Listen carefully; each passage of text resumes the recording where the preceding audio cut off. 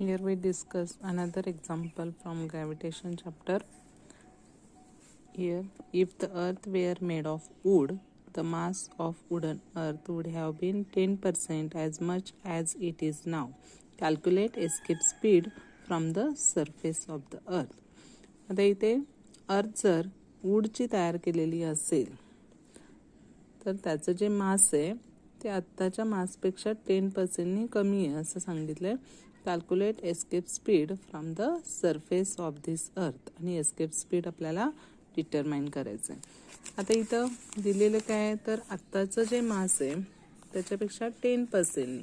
मग आत्ताचं मास आपल्याला माहिती आहे 6 × 10⁻²4 त्याचा 10% म्हणजेच इंटू 10/100. इथं 1 0 कॅन्सल होईल म्हणजे 6/10 म्हणजे 0.6 इंटू काय येणार 10⁻24 kg. आता आपल्याला कॅल्क्युलेट करायचे ते म्हणजे escape speed from the surface of the earth. मग आपल्याला फॉर्म्युला माहिती आहे V = √2 gm/r. आता g ची व्हॅल्यू सबस्टिट्यूट करायची, m ची सबस्टिट्यूट करायची म्हणजे 2 × 6.67 इंटू 10⁻11 इंटू m आहे 0.6 इंटू 10⁻24 डिवायडेड बाय r ची व्हॅल्यू येणार आहे 6400 म्हणजे 6.4 इंटू 10⁻6 मीटर. ह्या व्हॅल्यू आपल्याला माहिती आहेत त्या सबस्टिट्यूट करायच्या. तुम्हाला V ची व्हॅल्यू मिळेल. त्याचा युनिट असेल मीटर पर सेकंद और we can calculate in kilometre per second. Okay, we discuss another example. Calculate the kinetic energy, potential energy, total energy and binding energy of an artificial satellite of mass 2000 kg orbiting at a height of 3600 km above the surface of earth. आणि given quantities आहेत आपल्याला G दिलेलं आहे, R दिलेलं आहे आणि M दिलेलं आहे. इथे आपल्याला काय काढायचं आहे kinetic energy, potential energy, total energy आणि बाइंडिंग एनर्जी. तर सुरुवातीला गिवन क्वांटिटीज आपण कन्सिडर करूया. इथे मास दिलेलं आहे स्मॉल m 2000 kg. 2000 kg हे मास दिलेलं आहे. त्याच्यानंतर हाईट दिलेलं आहे h =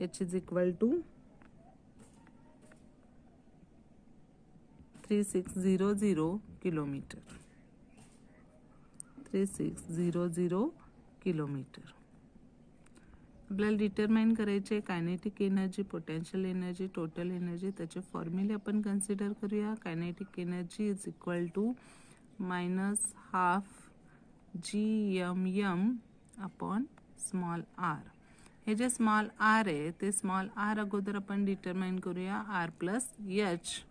आता r ची व्हॅल्यू दिलेली आहे 6400 किलोमीटर. r ची 6400 प्लस 3600 म्हणजे इथे किती येणार आहे हे 0 हे 0 64 10 आणि इथं 10 म्हणजे इथं 10⁻4 मीटर. आता किलोमीटर. आता इथे व्हॅल्यू जर आपण सबस्टिट्यूट केली तर आपल्याला मिळेल -12. जी ची व्हॅल्यू आहे 6.67 इंटू 10⁻11. m ची व्हॅल्यू दिलेली आहे 6 इंटू 10⁻24. स्मॉल m ची व्हॅल्यू दिलेली आहे 2000 डिवायडेड बाय स्मॉल r ची व्हॅल्यू म्हणजे इथे आपण डिटरमाइन केलेलं आहे 10⁻4 किलोमीटर म्हणजे 10⁻4 इंटू 10⁻3 मीटर. मग हे सॉल्व करायचं. तुम्हाला याचा आन्सर मिळेल. ते आन्सर असेल 40.09 इंटू 10⁻9 जूल. आता दुसरं जे आहे ती पोटेन्शियल एनर्जी काढायची. मग पोटेन्शियल एनर्जीचा फॉर्म्युला मायनस gmm/r.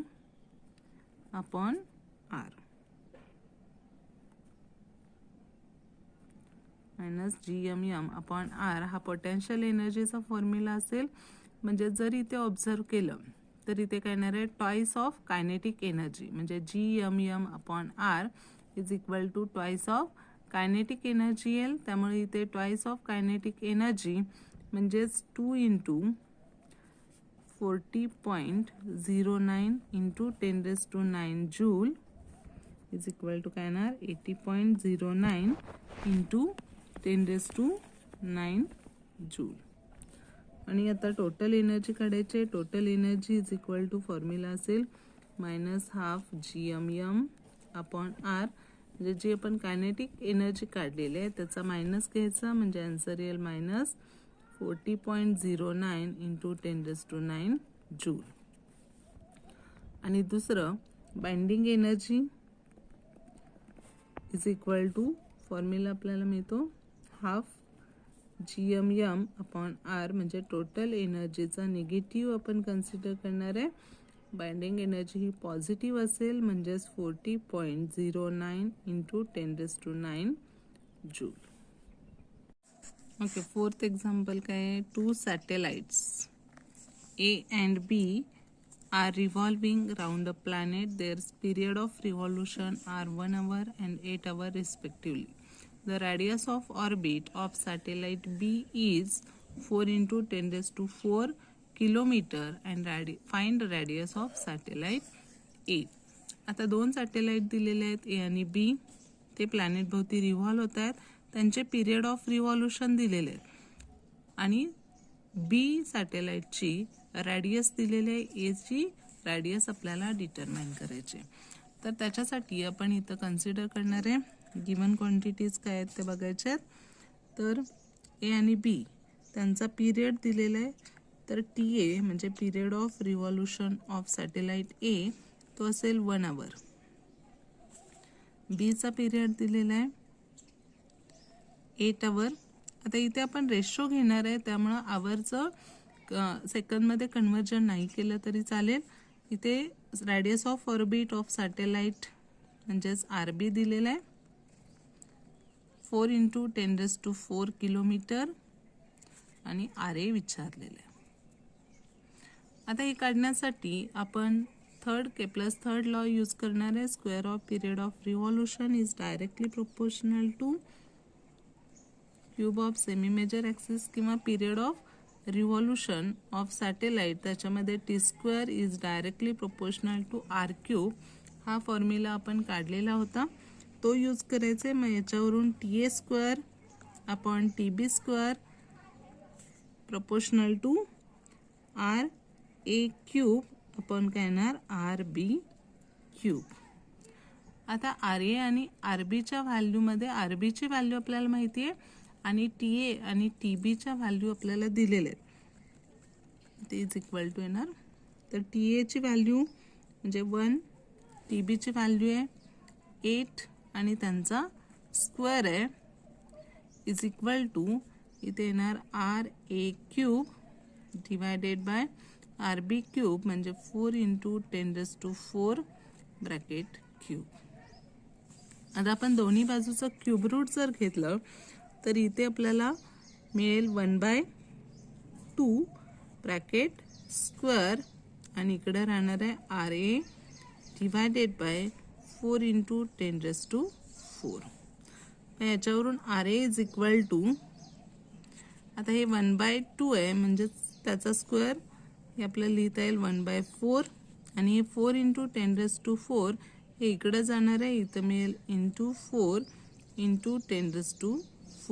इथं 4 4 कॅन्सल होईल. आन्सर आपल्याला मिळेल 1 इंटू 10⁴ किलोमीटर. नेक्स्ट एक्झाम्पल आहे find the gravitational force between the sun and the earth. Mass of सन दिलेलं आहे, मास ऑफ अर्थ दिलेलं आहे आणि त्यांच्यामध्ये असणारं ॲव्हरेज डिस्टन्स आपल्याला दिलेलं आहे 1.5 इंटू 10⁻11 मीटर. आता ग्रॅव्हिटेशनल फोर्स काढण्यासाठी ग्रॅव्हिटेशनल फोर्सचा जो फॉर्म्युला आहे F is equal to G_m_m upon R² हा यूज करायचा आहे. तर Gची व्हॅल्यू 6.67 इंटू 10⁻⁻11. अर्थचं मास इथं दिलेलं आहे 5.98 इंटू 10⁻24 आणि सनचं मास दिलेलं आहे 1.99 इंटू 10⁻30 डिवायडेड बाय इथं r², म्हणजेच दोन्हीमध्ये असणारं डिस्टन्स हे 1.5 इंटू 10⁻11 ब्रॅकेट स्क्वेअर. हे जर सॉल्व केलं तर आपल्याला इथं आन्सर मिळेल आणि फोर्सचं युनिट न्यूटन आहे, त्यामुळे इथे घ्यायचं न्यूटन. तर F is equal to G_m_m/r². याच्यामध्ये मास अर्थचं, m म्हणजे सनचं मास आणि r म्हणजे डिस्टन्स, त्या दोन्हीमध्ये असणार 1.5 into 10⁻11 bracket square. Next example, calculate the acceleration due to gravity at a height of 300 km from the surface of the earth. म्हणजे 300 किलोमीटरला जी acceleration due to ग्रॅव्हिटीची value आहे ती आपल्याला डिटरमाइन करायची आहे. आता इथे एचची व्हॅल्यू दिलेली आहे, ती आपण इथे लिहूया. H is equal to 300 kilometre. दुसरे काय गिवन क्वांटिटीज आहे, तर यम दिलेलं आहे 5.98 इंटू 10⁻24 आणि आर दिलेलं आहे 6400 किलोमीटर. आता acceleration due to gravity with height म्हणजेच variation in g with altitude आपण बघितलेलं होतं. GH is equal to G in bracket 1 - 2h/r. आता जीची व्हॅल्यू आपण घेतो 9.8 इन ब्रॅकेट 1 - 2 इंटू एचची व्हॅल्यू दिलेली आहे 300 किलोमीटर आणि आरची व्हॅल्यू आहे 6400 किलोमीटर. आता इथं मीटरमध्ये कन्व्हर्जन केलेलं नाही आहे कारण रेशो आहे, त्यामुळं किलोमीटरचं जे मल्टिप्लायर असणार आहे तो इथे कॅन्सलच होईल. Is equal to 9.8 in bracket 1 - 2 into 300 म्हणजे 600 डिवायडेड बाय 6400. इथं हे 00 कॅन्सल होईल, इथं मिळेल 9.8 इन ब्रॅकेट. आता इथं सबट्रॅक्शन करायचं आहे 64 - 6 म्हणजे इथे राहणार आहे 58 डिवायडेड बाय 64 आणि हे सॉल्व केलं की आपल्याला GHची व्हॅल्यू म्हणजे ॲक्सेलरेशन ड्यू टू ग्रॅव्हिटी त्याची व्हॅल्यू मिळेल, ती असेल 8.889 metre per second square. The next example आहे calculate the speed of a satellite in an orbit at a height of 1000 km from the earth's surface. अर्थचं मास दिलेलं आहे, R दिलेलं आहे आणि ते एच दिलेलं आहे, म्हणजे हाईट ऑफ सॅटेलाइट दिलेलं आहे 1000 किलोमीटर आणि speed of satellite in orbit काढायचे, म्हणजेच तो सर्क्युलर ऑर्बिटमध्ये रिव्हॉल्व होता ना, त्याचा जो स्पीड आहे तो म्हणजेच आपण काय घेतो क्रिटिकल व्हेलॉसिटी. तर क्रिटिकल व्हेलॉसिटीची व्हॅल्यू आपल्याला इथे डिटरमाइन करायचे. मग ते क्रिटिकल व्हेलॉसिटीचा जो फॉर्म्युला आहे तो काय आहे √Gm/r. कारण आपल्याला इथे ॲट हाईट काढायचं आहे, त्यामुळं फॉर्म्युला आपण घेणार आहे critical velocity VC is equal to √Gm/r. आता आर इथं आपण डिटरमाइन करूया. R is equal to capital R plus H. इथे कॅपिटल R 6400, इथे H दिलेलं आहे 1000 किलोमीटर, म्हणजेच इथे आपल्याला मिळेल 7400 किलोमीटर. आता दुसरा मास ऑफ अर्थ रेडियस दिलेला आहे, याच्यामध्ये आपण सबस्टिट्यूट करूया. Critical velocity VC is equal to √6.67 into 10⁻⁻11 into इथे अर्थचा मास दिलेला आहे 5.98 into 10⁻24 divided by small r, म्हणजेच इथं 7400 किलोमीटर आहे, म्हणजे 7400 इंटू 10⁻³ मीटर. हे सॉल्व करायचे. फायनल आन्सर तुम्हाला मिळेल ते असेल 7.34 इंटू 10⁻³ मीटर पर सेकंड. तर इथं GM/R हा जो फॉर्म्युला आहे याच्यामध्ये GM आणि स्मॉल r ची व्हॅल्यू सबस्टिट्यूट केली. Critical velocity that is speed of a satellite in an orbit त्याची व्हॅल्यू आपल्याला मिळेल.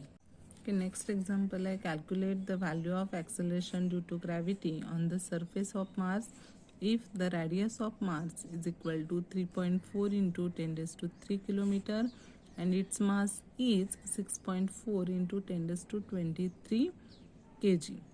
तर इथे ॲक्सेलरेशन ड्यू टू ग्रॅव्हिटी मार्सवरची काढायचे. त्यामुळे मार्सची रॅडियस आणि त्याचं मास कन्सिडर करावं लागेल. आणि ॲक्सेलरेशन ड्यू टू ग्रॅव्हिटीचा जो फॉर्म्युला आहे तो आपण इथं यूज करणार आहे.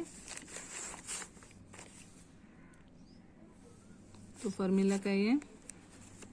Next example